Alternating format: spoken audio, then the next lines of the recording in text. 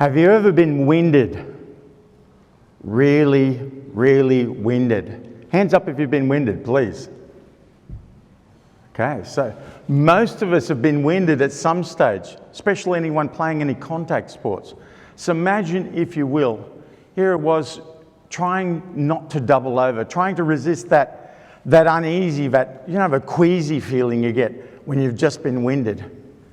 I'd just been punched really hard in the stomach by Chuck Norris.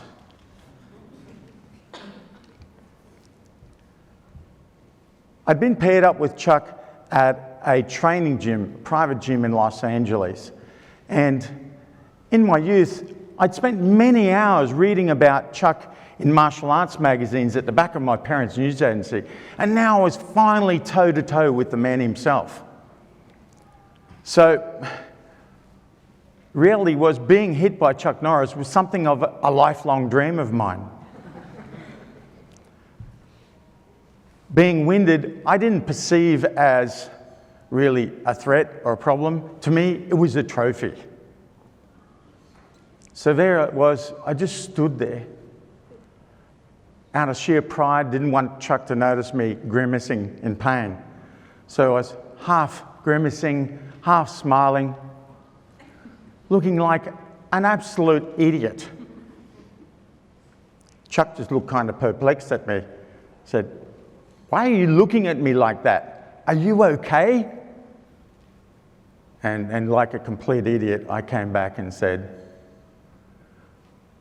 "I'm just such a big fan of yours, and I'm so excited to be here today." Couldn't believe it. Chuck snapped back at me and then just said, "Well, you're here because Benny, our trainer, said you're really good, so give as good as you get so we can push each other." The very next combination set I threw, I scored a really nice shot on him. And then as he stopped, you know that face? He just looked at me, glared at me with those beaming eyes and that rusty big beard. I thought I was about to die. And he just slowly leaned forward and said, "Now we're talking, let's go." So now I figured I had 2 trophies. Sometime later, I read that Chuck did 1,000 push-ups a day and 1,000 sit-ups a day. So I figured if that's what made Chuck so tough, it must be good. So I did the same, and I did this for 1,000 days. I find it extraordinary how something so small such as this can have such a lasting impact on my life. Being hit by Chuck has changed many things in my life and set me up for many great challenges. It's changed my perspective on things. Today, I'm going to talk about challenges of choice and chance.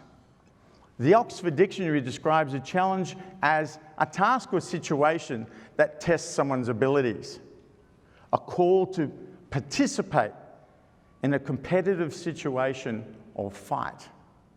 And that might apply to almost anything in life, from negotiating the traffic to get here today, taking on new projects, dealing with relationship issues, the loss of a loved one, or even a life-threatening disease. They're all challenges, big and small. It's how we, to use the dictionary's term, participate, which determines if we come out the other side of a challenge better for it. As you know from your own experiences, challenges will come in all shapes and sizes. Some small, some large. Some good, some you wish you could ignore. Many times we'll find that those challenges will be thrust upon us, where we don't have the luxury of choosing when they happen. Regardless of the circumstances, they all offer us an opportunity to learn, to grow, and become someone better, stronger as a person. I've found that by taking on consistently challenges of choice, I'm much more prepared for challenges of chance. I don't perceive a challenge as a negative. They're not negative in nature at all. Challenge is a door to opportunity. A challenge is a door to opportunity. We're constantly, through modern living, seeking out ways to become more comfortable. Now, whilst an easy chair may be a comfortable resting place, being comfortable within ourselves can actually be a warning sign. When I hear someone say to me, they're comfortable, I'm concerned for them. Being comfortable could be a signal to a pending downturn in our drive and personal growth, the early signs of what's commonly called a rut. We weren't designed to be comfortable forever. We were designed for challenge. I found by taking on consistent challenges, I can tend to limit that potential post-comfort downturn and smooth out many of life's ups and downs.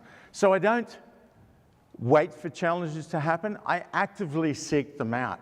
I make them happen by choice. As a result, life has become much more interesting, constantly improving, and I continually feel I'm developing as a person. As you know from your own experiences, challenges do come in all shapes and sizes. So it's going to be up to you as to how you deal with them. Taking on challenges in a regular manner is going to prepare you. Many challenges of chance can actually lead to great opportunities. A rupture of my Achilles, complete rupture, led to an opportunity to challenge for a Guinness World Record for board breaking. I set that record, I actually broke that record back in 2005. It was the record for the most boards in 1 minute. My record still stands at 359 boards in 1 minute. That's what I refer to as a challenge of choice, my choice. And breaking the Guinness World Record opened many doors, led to great opportunities for me to meet many interesting people, including the world's smallest woman. I've since had 3 attempts at breaking that record. On each occasion, I've come up just short of a new record. I've learned along the way that it's all about the lessons, not always about the gain. The experience has prepared me more for my next challenges. What's your next challenge? I know you may be thinking, I'm not into breaking boards. And that's fair enough. I wouldn't recommend it for everyone. Whatever you set as your challenge of choice, it doesn't have to be big. Start small. Stay small. It doesn't really matter. It's the doing which will open doors for you to meet more interesting, exciting people who will expand your thinking. You'll learn more skills and you'll grow. And I can promise you this, you'll soon find yourself increasingly hungry for more challenges, most likely bigger ones, and loving life in a whole new way. You might decide to take up making chocolates. Nice challenge. Learn to rock climb, read a self-development book, or cram for an assignment. They're all your choice, and they're all great choices, because challenges of choice prepare us for challenges of chance. Challenges of choice prepare us for challenges of chance. This is the love of my life, my amazing wife, Jojo.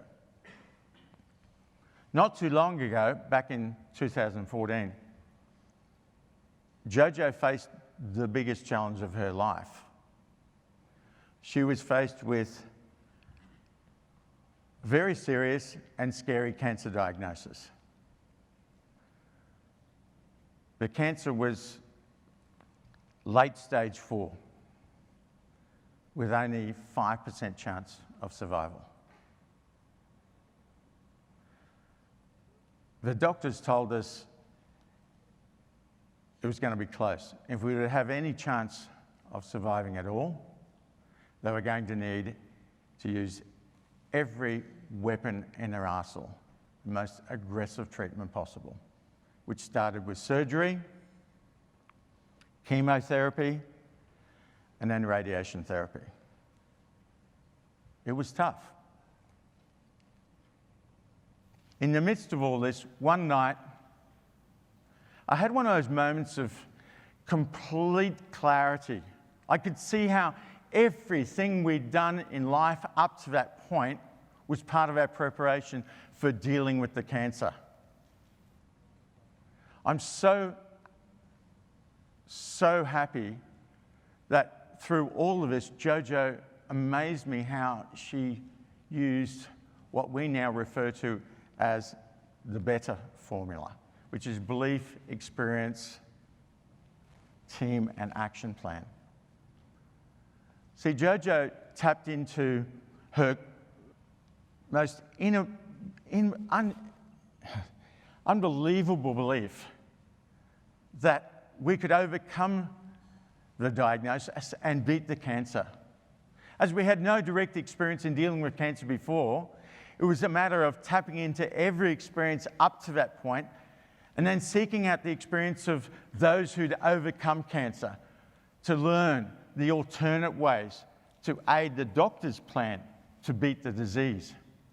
We had to build a new trust team, in this case, mostly doctors. Then we had to build our action plan. And this was more of a war plan made up of a series of battles. I'm so lucky to have Jojo by my side. She saved my life. You see, I was the one diagnosed with cancer, not her. Turned out to be the biggest challenge of both our lives. We experienced some tough times going through a treatment, starting with the 2 rounds of major surgery, followed by chemo. I got to tell you, chemo is not nearly as much fun as I was led to believe. I turned up for my weekly dose of weed killer, and after a few weeks I began to suspect this stuff must be pretty bad. I suppose the fact the nurse administering it was wearing a hazmat outfit was a bit of a clue. Then there was the radiation therapy. This stuff's like being caught out in the sun with no hat, in a desert, no sunscreen, for a month. After 240 doses of high-intensity radiation, I was kind of disappointed that I didn't glow in the dark or morph into some kind of superhero like they do in the movies. It was a bit of a letdown. Following all of this, there was 6 months of intensive rehab to rebuild my body from scratch. The timing for the diagnosis was appalling. It happened just 1 month before I was scheduled to do my 3rd and final attempt to break my world record. So cancer had stopped me literally in my tracks from achieving my goal to break that record. It's been years since I set the record back in 2005, and I didn't plan on something like cancer getting in the way now. Then finally, I had a chance just under a year after the treatment. This time I invited my lovely daughter Summerlee to join me to go for a women's world record for board breaking. This was my opportunity also to break the link with cancer once and for all. As it turns out, it wasn't to be. I came up just 22 boards short of a new world record, but I learned some lessons from it.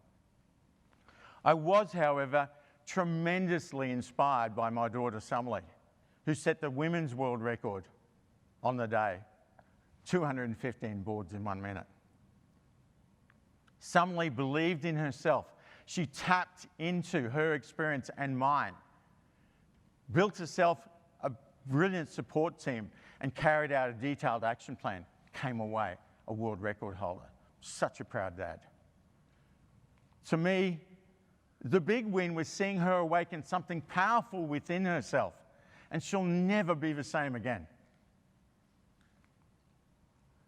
With all that's happened, I still couldn't shake that feeling of connection between board breaking and cancer. Then last year, I was gifted, finally, one last chance to break that connection once and for all. This time I decided I needed to do something bigger. I needed to make a solid statement to finish it. So I took on the biggest board break record of them all. 3 times more boards than I'd ever done before. I took on the record for the fastest to break 1,000 boards.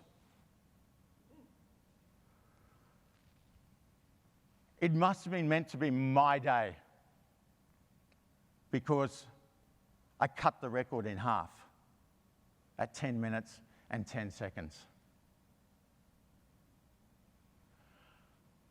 I've learned by taking on regular challenges of choice, I'm more prepared for when life throws me a challenge of chance.